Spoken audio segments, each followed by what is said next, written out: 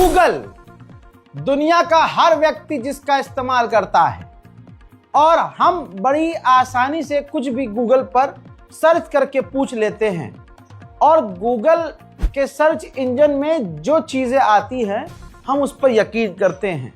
लेकिन आइए हम और आप उस चीज़ के गवाह बन रहे हैं जो इतिहास में अब पहली बार हो रही है। 45 मिलियन डॉलर की डील नेतन्याहू से गूगल ने की है। यह है गूगल की औकात। अब कहेंगे आप कि भाई किस बात की डील?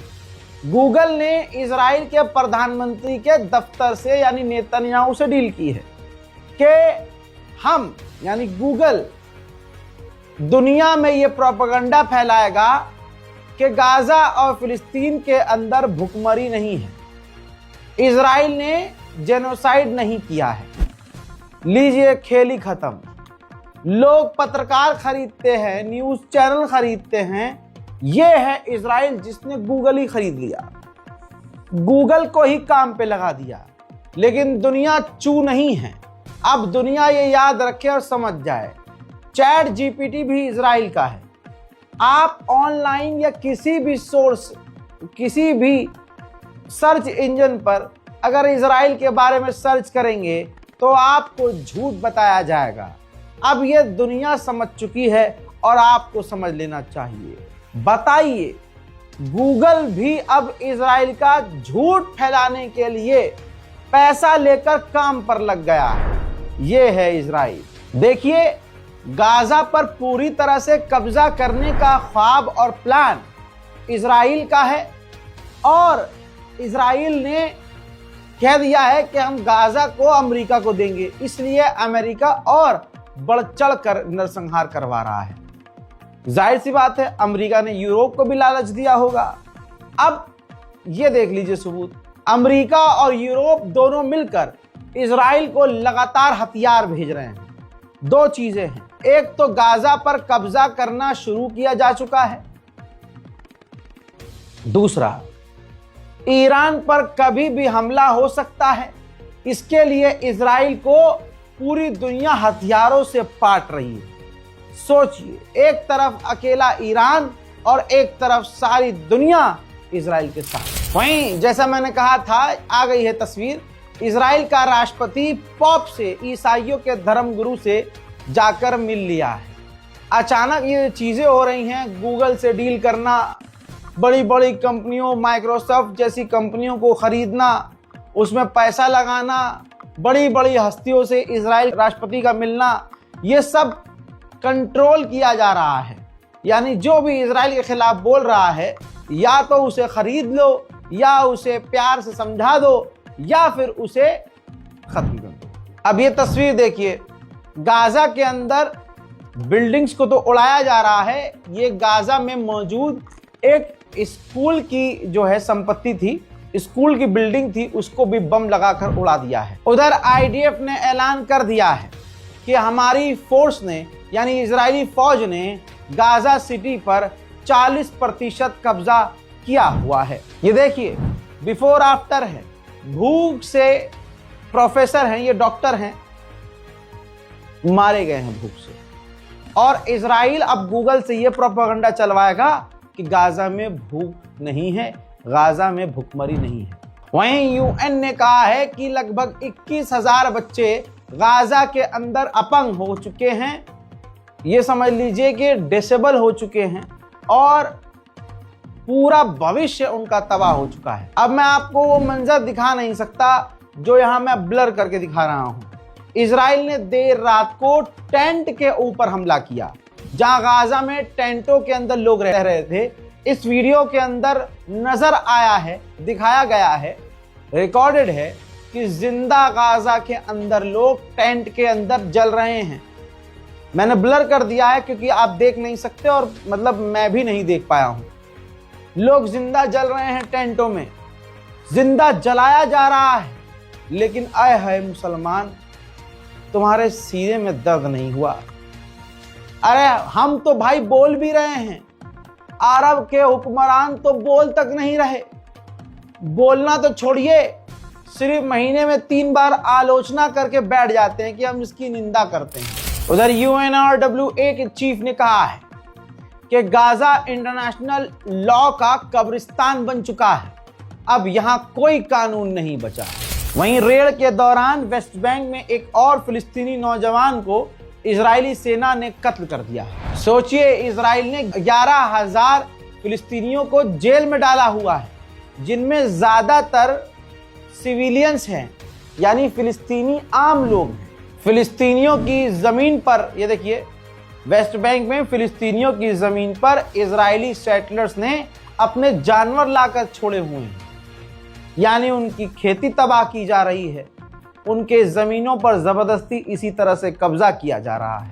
हालात इतने बुरे हैं कि वेस्ट बैंक से अब मजबूरी में खुद ही, तस्वीर देखिए, खुद ही फिलिस्तीनी मकान छोड़कर अपना घर छोड़कर जा रहे हैं, क्योंकि वेस्ट बैंक पर लगभग कब्जे का ऐलान होने वाला है और वेस्ट बैंक पर इजराइल की सेना हमला करके मार रही है, फिलिस्तीनियों को गिरफ्तार कर रही है, जबरदस्ती उनके घरों पर कब्जा कर रही है। उधर अब नेतन्याहू इजिप्ट से चिढ़ गया है। $35 बिलियन की एक डील थी जो इजराइल और इजिप्ट के बीच थी। नेतन्याहू ने चिढ़कर वो डील कैंसिल कर दी है, क्योंकि इजिप्ट की सनाई के इलाके में फौज तैनात कर रहा है। इजराइल और इजिप्ट के बीच ये डील बहुत पहले से थी कि भाई आप सनाई के इलाके में 20,000 से ज्यादा सैनिक तैनात नहीं करेंगे, और ऐसे में आज की तारीख में इजिप्ट ने उसी जगह 40,000 फौज तैनात की है। ऐसे में इजराइल मिस्र के साथ $35 बिलियन की डील रद्द कर दी। गल्फ कॉरपोरेशन काउंसिल, GCC, अरब देशों का ग्रुप, देखिए इसने कितना बड़ा कदम उठाया है। इससे बड़ा कदम कोई उठा नहीं सकता। जो गाजा में और वेस्ट बैंक में इजराइल ने कब्जे का ऐलान किया है, इस अरब संगठन GCC ने उसकी निंदा की है। निंदा कोई कर सकता है? नहीं, GCC ने निंदा की है भाई साहब। लंदन में एक हथियारों का एग्जीबिशन हो रहा था, तो इजराइल की कंपनी एल्बिट ने वहां पर एग्जीबिशन लगाया था, अपना शोकेस किए हुए थे हथियार। तो वहां एक्टिविस्ट पहुंचे और उन्होंने उनके हथियारों पर और उनके जो स्टॉल था उसके ऊपर लाल रंग फेंक दिया। Firmą, która współpracuje i morduje Palestyńczyków, nie ma miejsca na to, by w Polsce działy się takie rzeczy. Izrael morduje bezbronnych Palestyńczyków, cywili.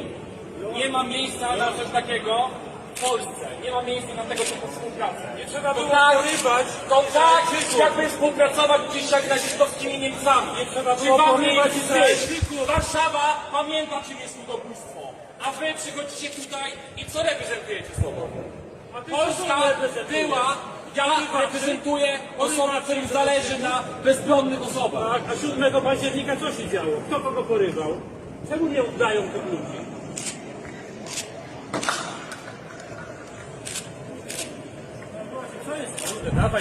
वहीं मेरे दोस्तों, फ्लोटिला का जो काफिला चला है, इसमें कहा जा रहा है दुनिया भर से 30,000 लोग उस काफिले में शामिल हुए हैं। ये एक बड़ी संख्या है दोस्तों। ऐसे ही ये समुद्री काफिला जब ट्यूनीशिया के करीब पहुंचा है, तो उस काफिले में ट्यूनीशिया से भी जो शिप हैं वो शामिल हो रही हैं। दुनिया का यह सबसे बड़ा काफिला गाजा की तरफ निकल रहा है। موطني موطني الجلال والجمال والسناء والبهاء في رباك في رباك والحياة والنجاة والهنا والرجاء في هواك في هواك। अमेरिका के विदेश मंत्री ने कहा है कि हमने दूसरे देशों को वार्निंग दे दी है कि अगर आपने फिलिस्तीन को मान्यता दी तो इसमें कोई सच्चाई नहीं है और न ये सही कदम है। और अगर आपने फिलिस्तीन को मान्यता दी तो इजराइल आपके खिलाफ कोई भी एक्शन ले सकता है। यानी आप देख रहे हैं एक आवारा बदमाश को किस तरह से अमेरिका सपोर्ट कर रहा है और एक मुल्क को पूरी दुनिया का दादा बनाकर दुनिया को डराने की कोशिश कर रहा है। वहीं इजिप्ट के अंदर कई अरब देशों के विदेश मंत्री इजिप्ट में मिलने वाले हैं और वो फैसला करेंगे, वो प्लान करेंगे कि इस जंग के बाद, इस नरसंहार के बाद गाजा को दोबारा कैसे बनाया जाए। हराम के पिल्ले जंग नहीं रुकवा रहे हैं, ये हराम के पिल्ले नरसंहार नहीं रुकवा रहे हैं। मीटिंग टाइम पास करना है, कुछ उखाड़ तो पा नहीं रहे हैं, बस दुनिया को दिखाना है देखो जी हम तो बिजी हैं और देखो मीटिंग कर रहे हैं हम। अबे हरामियों, तुमसे ये नरसंहार नहीं रुक रहा, बात के लिए मीटिंग तुम पहले कर रहे हो। मीटिंग इसके लिए करो तो हम जाने कि गाजा में कैसे तुम्हें खाना भेजना है, कैसे तुम्हें ये जंग रुकवानी है, कैसे नरसंहार रोकना है, कैसे तुम्हें इजराइल पर पाबंदी लगानी है। नहीं, बस दोस्तों यही है सच। सबने गाजा को तन्हा छोड़ा हुआ। जुल्म के खिलाफ विरोध की आवाज उठना शुरू हो चुकी है। अमेरिका में सेनेटर्स की मीटिंग हो रही थी।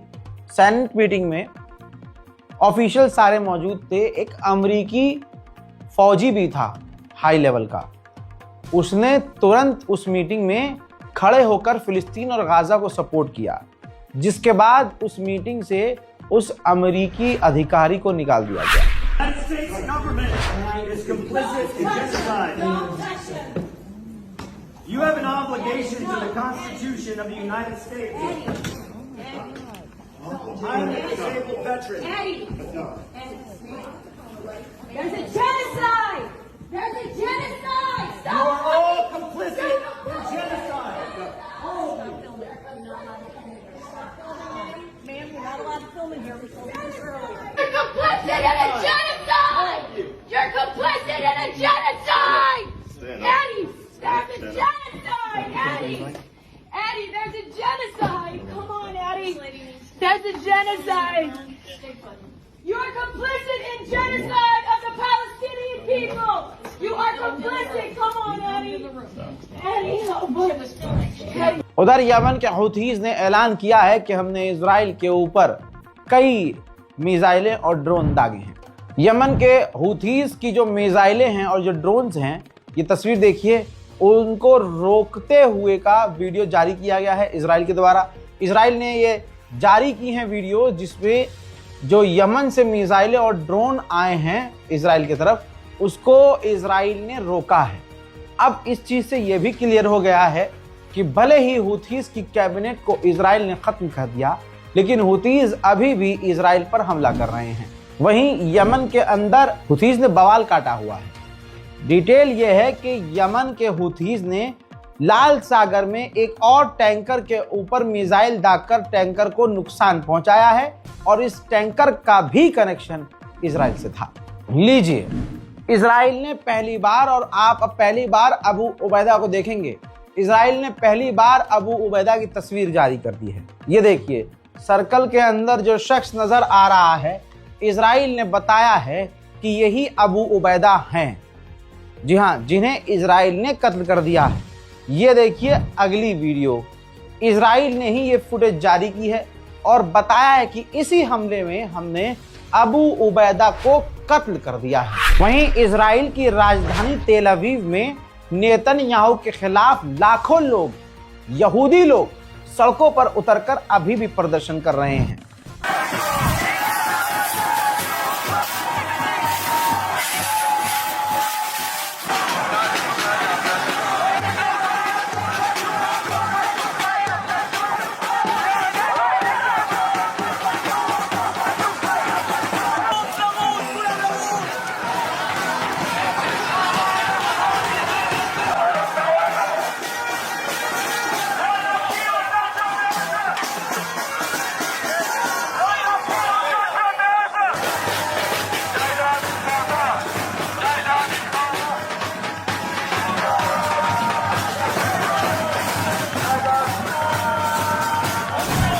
लीजिए, इन प्रदर्शनकारियों को भी अब नेतन्याहू कत्ल करवा सकता है। अब हरामी ने यह ऐलान कर दिया कि ये जो प्रदर्शन कर रहे हैं इन्होंने रेड लाइन क्रॉस कर दिया है। आप देख रहे हैं तानाशाही और गुंडागर्दी।